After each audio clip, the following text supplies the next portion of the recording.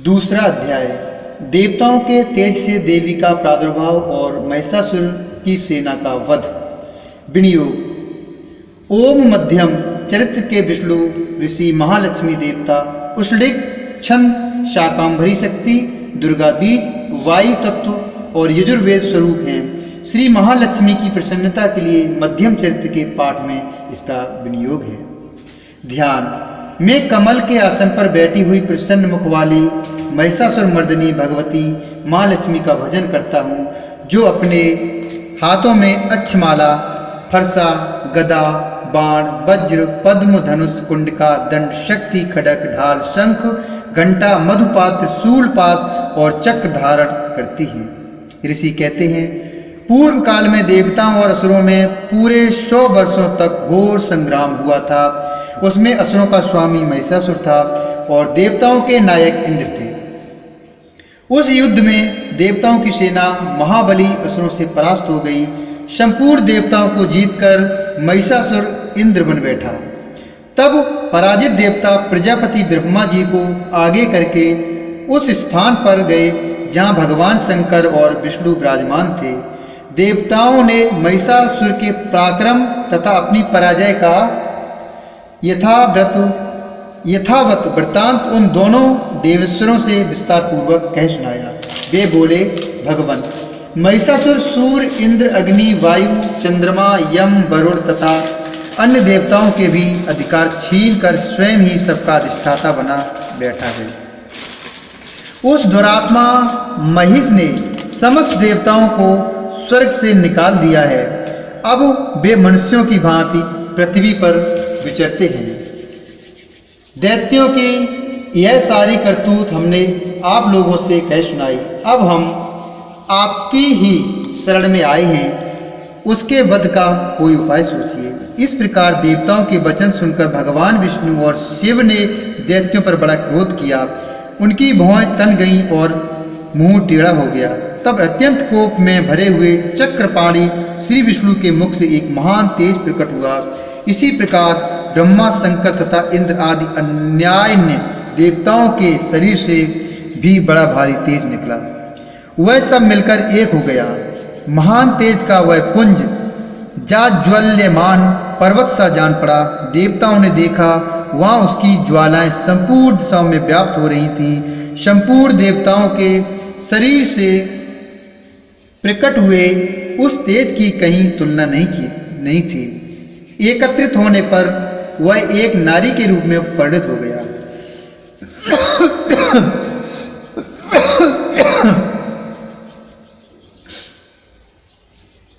और अपने प्रकाश से तीनों लोकों में व्याप्त जान पड़ा।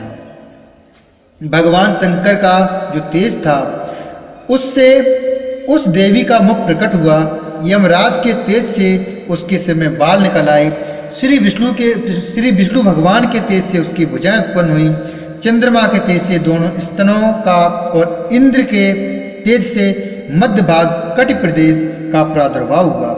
वरुण के तेज से जंघा और पिंडली तथा पृथ्वी के तेज से नितंब भाग प्रकट हुआ। ब्रह्मा के तेज से दोनों चरण और सूर्य के तेज से उनकी अंगुलियां हुईं।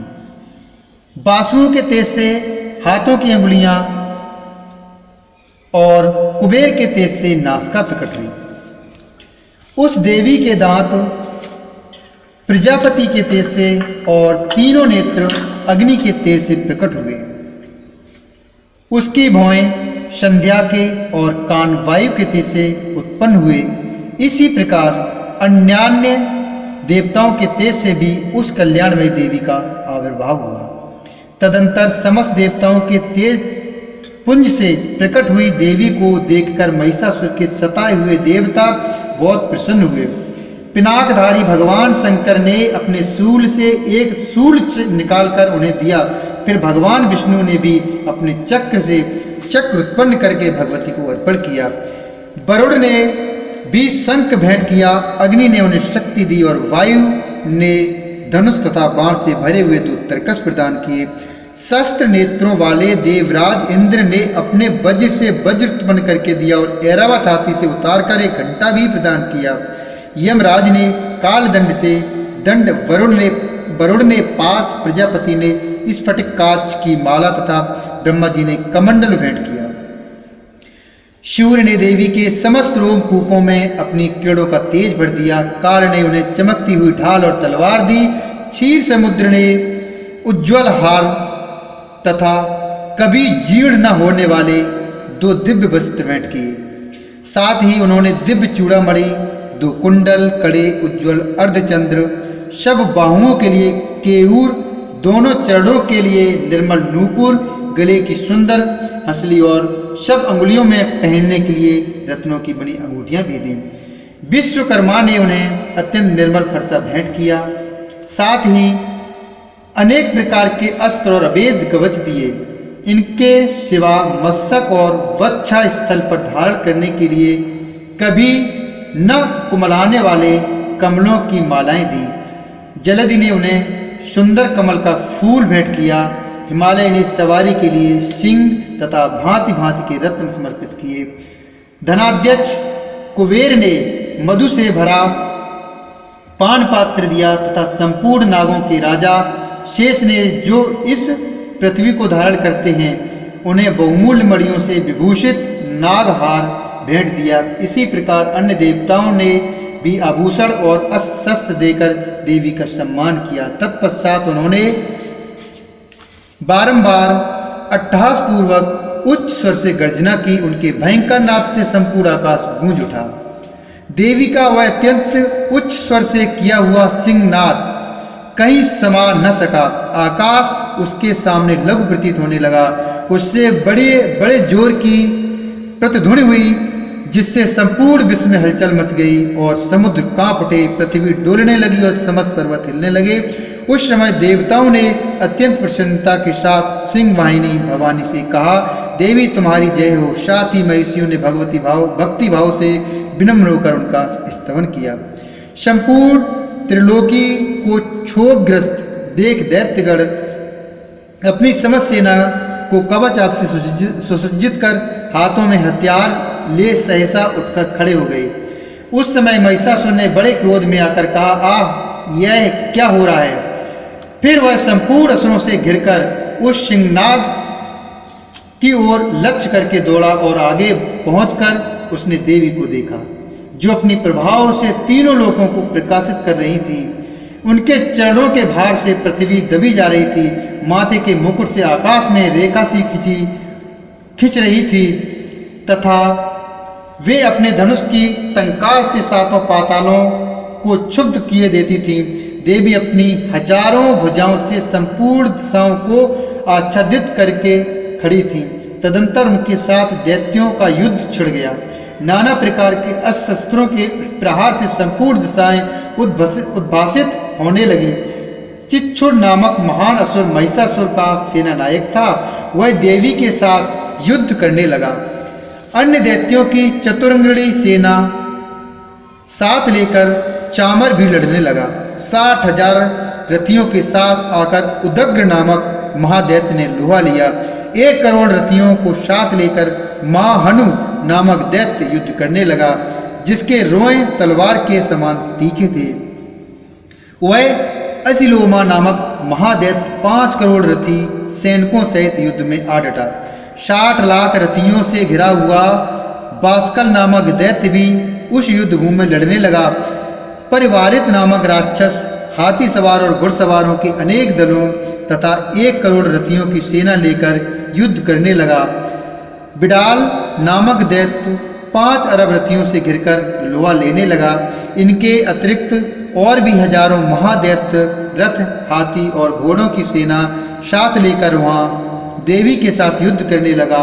स्वयं महिषासुर उस रणभूमि में कोटि कोटि शस्त्र, रथ, हाथी और घोड़ों की सेना से घिरा हुआ खड़ा था। वे दैत्य देवी के साथ तोमर, विंध्यपाल, शक्ति, मूसल, खड्ग, परशु और पट्टिस आदि अस्त्र शस्त्रों का प्रहार करते हुए युद्ध कर रहे थे। कुछ दैत्यों ने उन पर शक्ति का प्रहार किया, कुछ लोगों ने पास फेंके तथा कुछ दूसरे दैत्यों ने खड्ग प्रहार करके देवी को मार डालने का उद्योग किया। देवी ने भी क्रोध में भरकर खेल खेल में ही अपने अस्त्र शस्त्रों की वर्षा करके दैत्यों के वे समस्त अस्त्र शस्त्र काट डाले। उनके मुख पर परिश्रम या थकावट का रंच मात्र भी चिन्ह नहीं था। देवता और ऋषि उनकी स्तुति करते थे और वे भगवती परमेश्वरी दैत्यों के शरीरों पर अस्त्र शस्त्रों की वर्षा करती रही। देवी का वाहन सिंह भी क्रोध में भरकर गर्दन के बालों को हिलाता हुआ असुरों की सेना में इस प्रकार विचरने लगा मानो वनों में दावानल फैल रहा हो। रणभूमि में दैत्यों के साथ युद्ध करती हुई अंबिका देवी ने जितने भी निश्वास छोड़े वे सभी तत्काल सैकड़ों हजारों गढ़ों के रूप में प्रकट हो गए और परशु बिंदपाल खड़ग तथा पट्टिस आदि अस्त्रों द्वारा असुरों का सामना करने लगे। देवी की शक्ति से बड़े हुए वे गढ़ असुरों का नाश करते हुए नगाड़ा और शंख आदि बाजे बजाने लगे।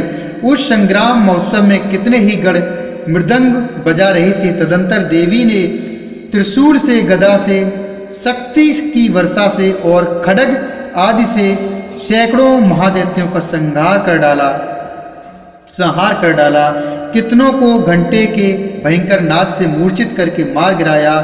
बहुतेरे दैत्यों को पास से बांधकर धरती पर घसीटा। कितने ही दैत्य उनकी तीखी तलवार की मार से दो दो टुकड़े हो गए। कितने ही गदा की चोट से घायल हो धरती पर सो गए। कितने ही मूसल की मार से अत्यंत आहत होकर रक्त वमन करने लगे। कुछ दैत्य सूर से छाती फट जाने के कारण पृथ्वी पर ढेर हो गए। उस रणांगण में बाण समूहों की वृष्टि से कितने ही असुरों की कमर टूट गई। बाज की तरह झपटने वाले देवी पीड़क दैत्यगण अपने प्राणों से हाथ धोने लगे। किन्हीं की बाहें छिन्न भिन्न हो गईं, कितनों की गर्दनें कट गईं। कितने ही दैत्यों के मस्तक कट कट कर गिरने लगे। कुछ लोगों के शरीर मध्य भाग में ही विदीर्ण हो गए। कितने ही महादैत्य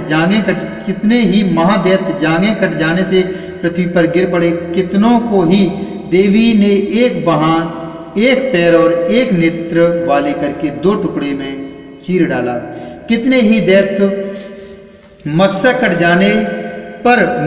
जाने पर भी गिरकर फिर उठ जाते और केवल धड़ के ही रूप में अच्छे अच्छे हथियार हाथ में ले देवी के साथ युद्ध करने लगते थे।